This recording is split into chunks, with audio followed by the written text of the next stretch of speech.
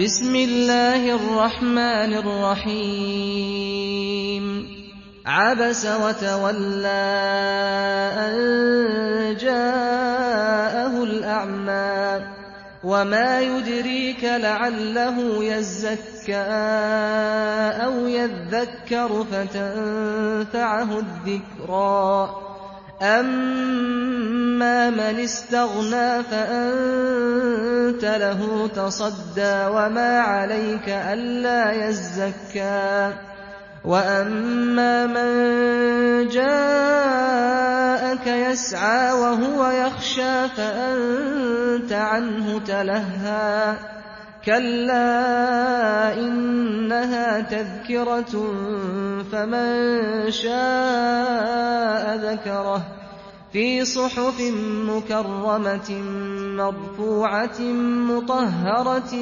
بأيدي سفرة كرام بررة قتل الإنسان ما أكفره من أي شيء خلقه من نطفة خلقه فقدره ثم السبيل يسره ثم أماته فأقبره ثم إذا شاء أنشره كلا لما يقض ما أمره فلينظر الإنسان إلى طعامه أنا صببنا الماء صبا ثم شققنا الأرض شقا فأنبتنا فيها حبا وعنبا وقضبا وزيتونا ونخلا وحدائق غلبا وفاكهة وأبا متاعا لكم ولأنعامكم فإذا جاءت الصاخة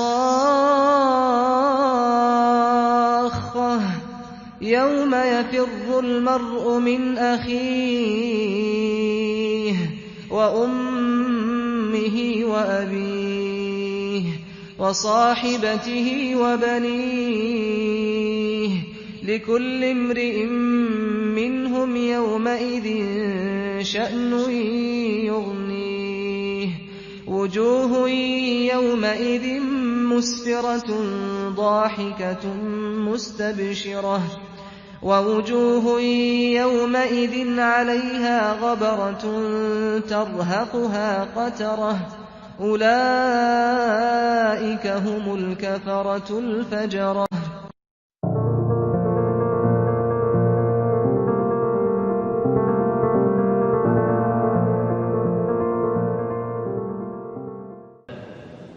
عن أبي سعيد الخدري رضي الله عنه قال: سمعت رسول الله صلى الله عليه وسلم يقول: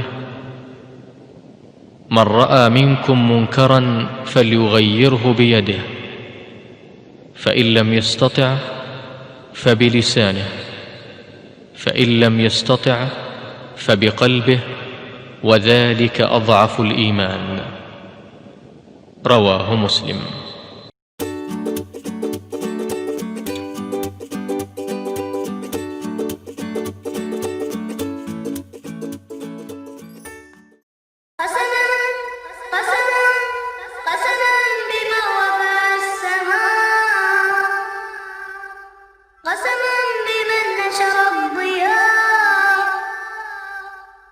خطر ستبقى حرة تسمو بروح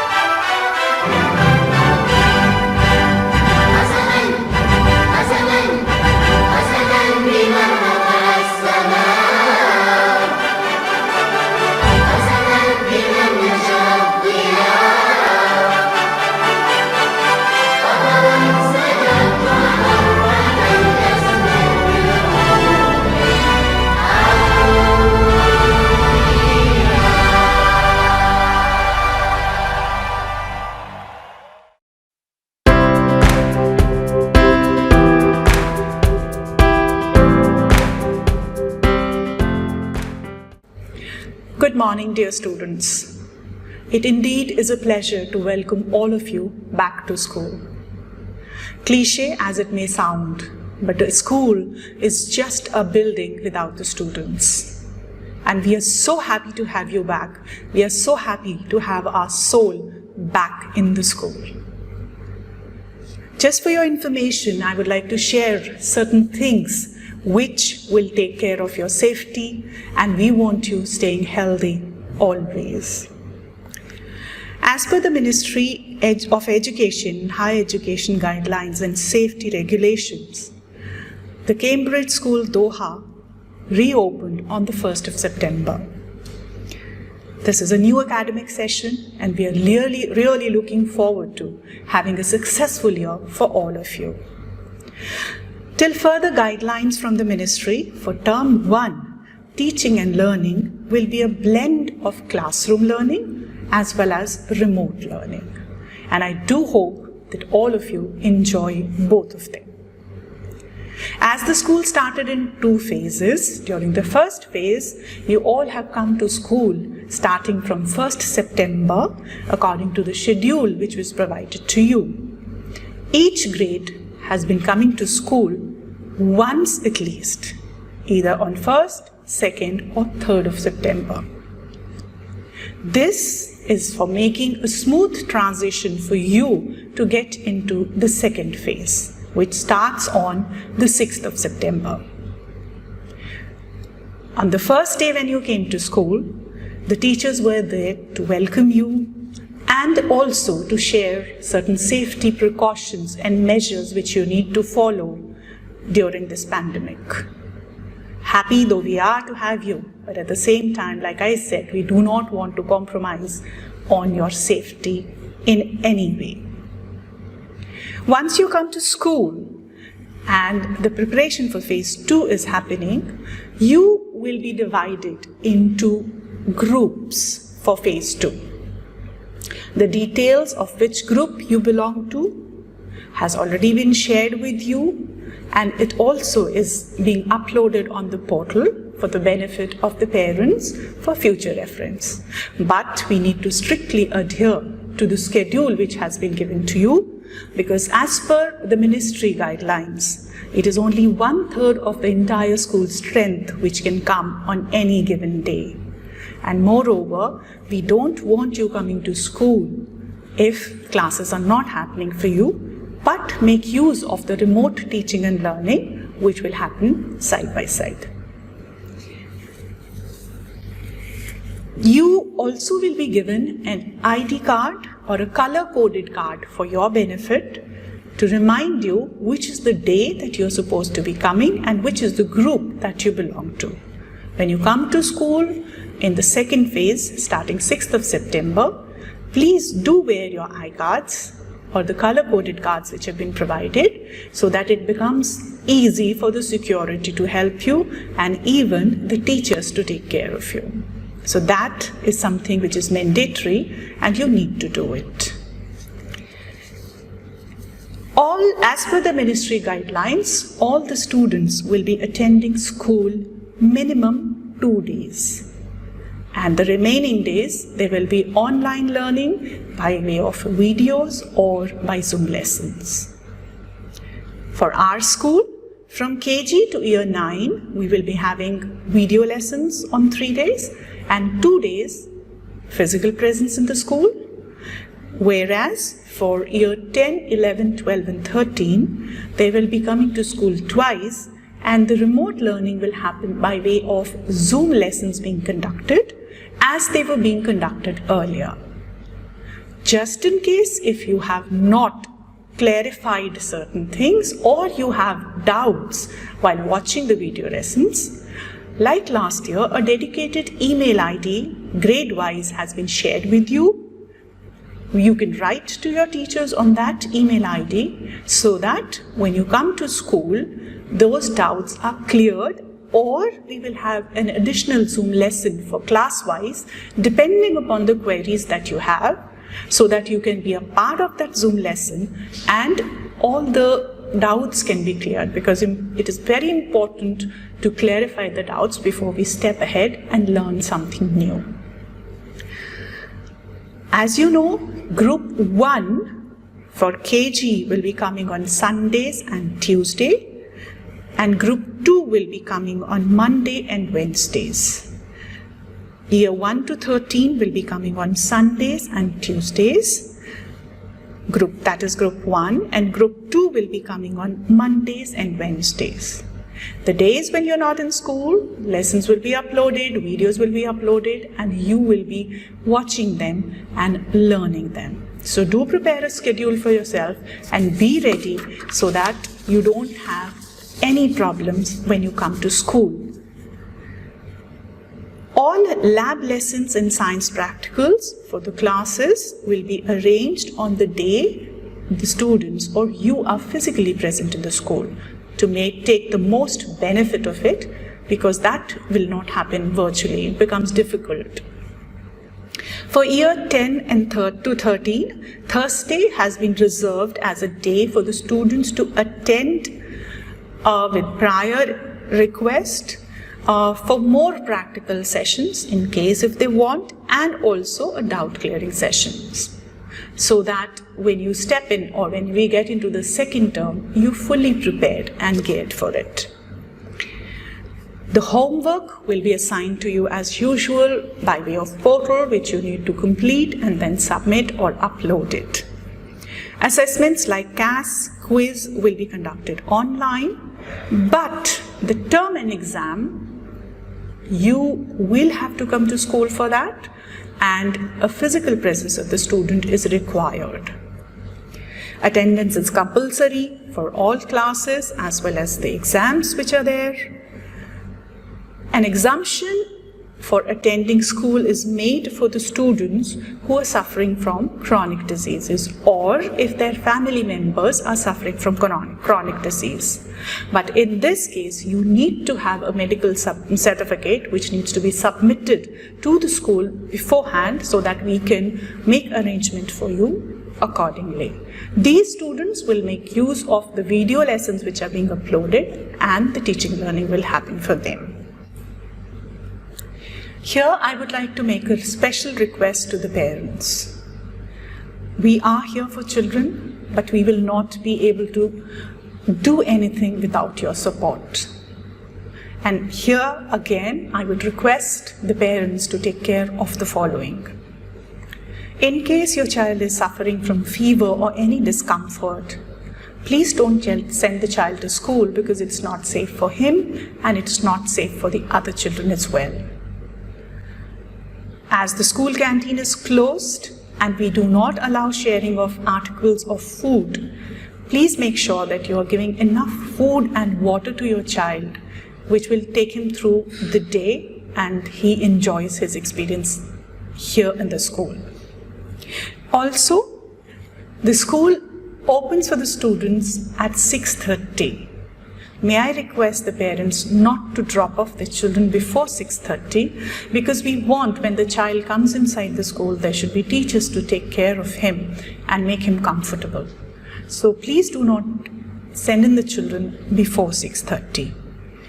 I would also like to reassure you that the school is fully geared and prepared in case of an emergency. We have an isolation room as per the ministry guidelines. The nurse has been fully trained for it, and just in case if children have any kind of a discomfort, they will be taken to the isolation room, you will be informed about it, and necessary precautions will be taken. One more thing, in case if the child is not well, we will allow the children to come and join the school only on production of a fitness certificate. If we keep these things in mind, I think we will be able to tide over the tough times that are there today and make teaching and learning a better experience for our children. The school will be maintaining social distancing. The staff has been well equipped for this. If you've been to the school, you can see that we have the signs of social distancing. You have the footprints where you need to follow and you just need to stand.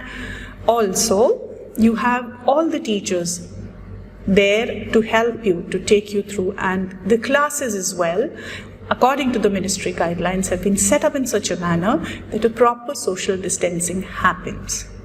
Having said that, I would also like to tell you students that ultimately, suppose if there is no one to help you, you have to help yourself.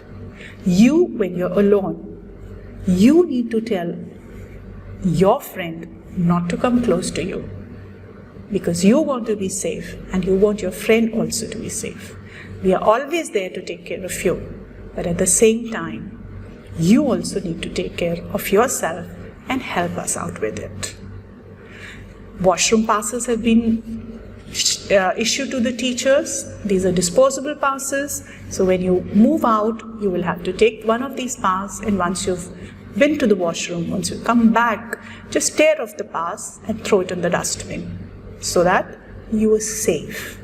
And we have you here hale and hearty by the end of the day. Sanitizers have been provided to you at very strategic points and also within the class. Make use of these sanitizers, because as you know, one way of keeping away coronavirus is staying hygienically healthy, meaning you're sanitizing your hands every time. When you go to the washroom, come back, sanitize your hand. So make sure grade 7 upwards students are wearing masks, so that again, this is one of the mandatory precautions that you need to take. And for now, some precaution that you need to keep in mind that you're wearing your mask. When you wear your mask, make sure that it covers your mouth as well as your nose.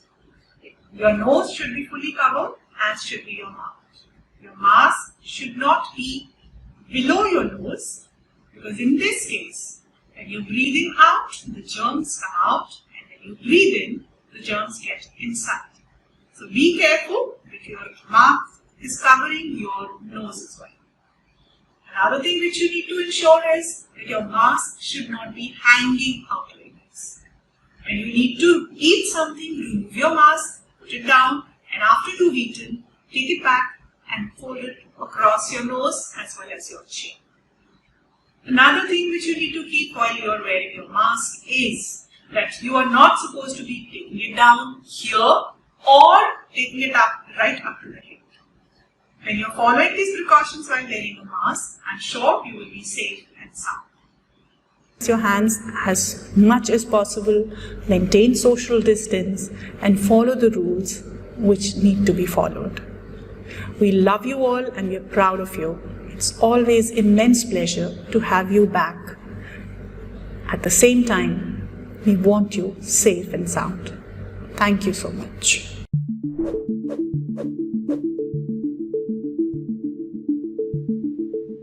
Millions of people have witnessed their life being affected by the coronavirus disease, known as COVID-19.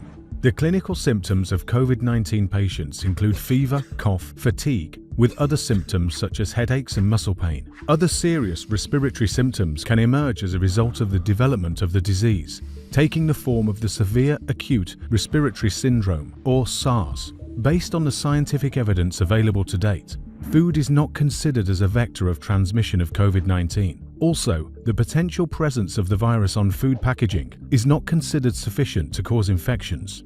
The virus is passed directly through contact with an infected person's secretions. For example, droplets from coughing or sneezing, or indirectly through contact with surfaces that an infected person has coughed or sneezed on, and subsequently touching one's mouth, nose, or ears.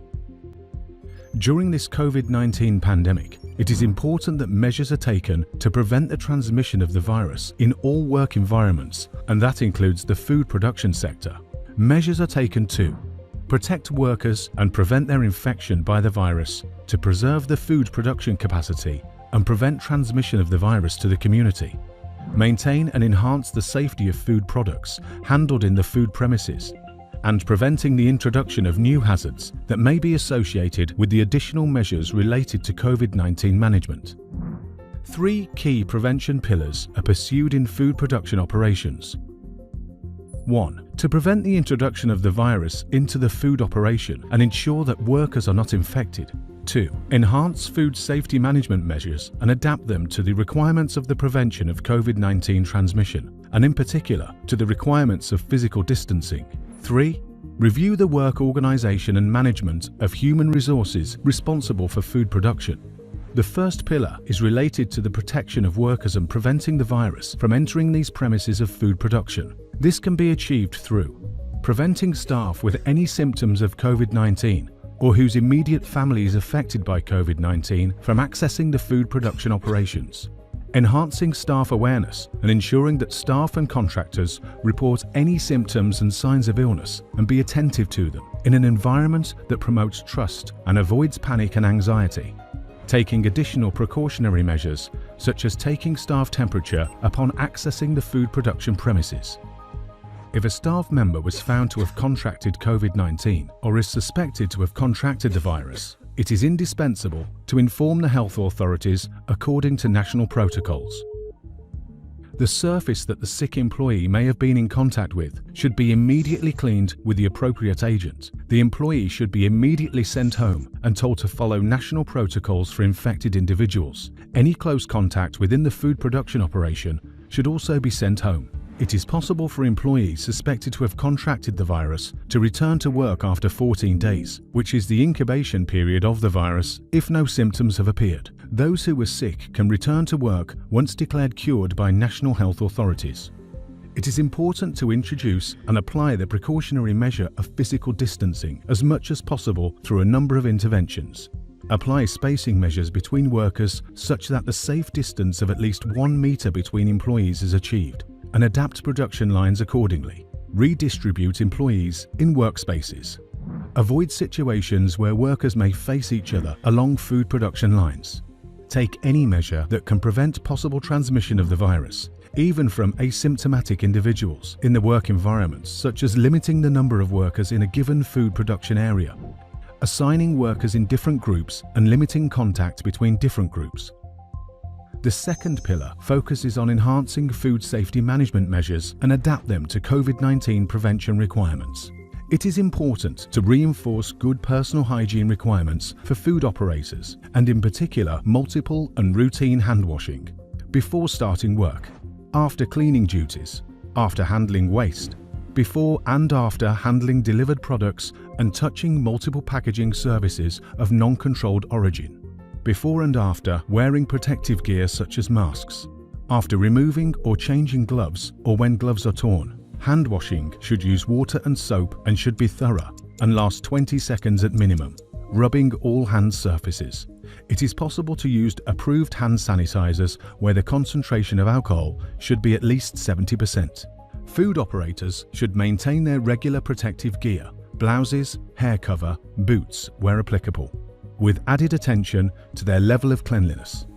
If wearing a mask is made compulsory, either for occupational health reasons or otherwise, it is important to change masks regularly and to maintain them clean as recommended. Should gloves be used, they should be changed frequently and hands must be washed between changes, in addition to when gloves are removed. Gloves must be changed after carrying out non-food related activities, such as opening doors, handling money, or touching unsanitized non-food surfaces. It is also advised to multiply the frequency of sanitation practices, particularly for surfaces. All touchpoints, such as trolleys, door handles, phones, remote controls, should be sanitized more frequently. In all activities, and when changing sanitation protocols and procedures to account for the management and prevention of the COVID-19 virus, it is important to ensure that no other food hazards are introduced, such as the introduction of toxic chemicals or unapproved substances to be used as part of enhanced sanitation measures. Food safety management measures, such as cooking temperatures, pest management, or HACCP preventive controls, should be maintained and adapted where required. With the added attention of possible instances of food fraud, through enhanced supply verification measures applied to domestic products and imports. The third pillar is related to the need to adapt work organisation and in particular human resources management within food production operations. It is important to solicit feedback from staff and operators on the impact of the new measures taken and their effectiveness, and to stimulate involvement and innovation. It is also important to ensure psychological well-being of staff through added awareness and measures to limit anxiety or panic amongst staff. Work organisation should be reviewed with the overall intent to protect staff and their ability to produce. Staff can be grouped in different teams that should be maintained separate at all times. It is possible to limit the number of individuals in a given food preparation area and to space out workstations where possible. It will also be important to limit the number of customers or delivery drivers who may come into the food operation at a given time.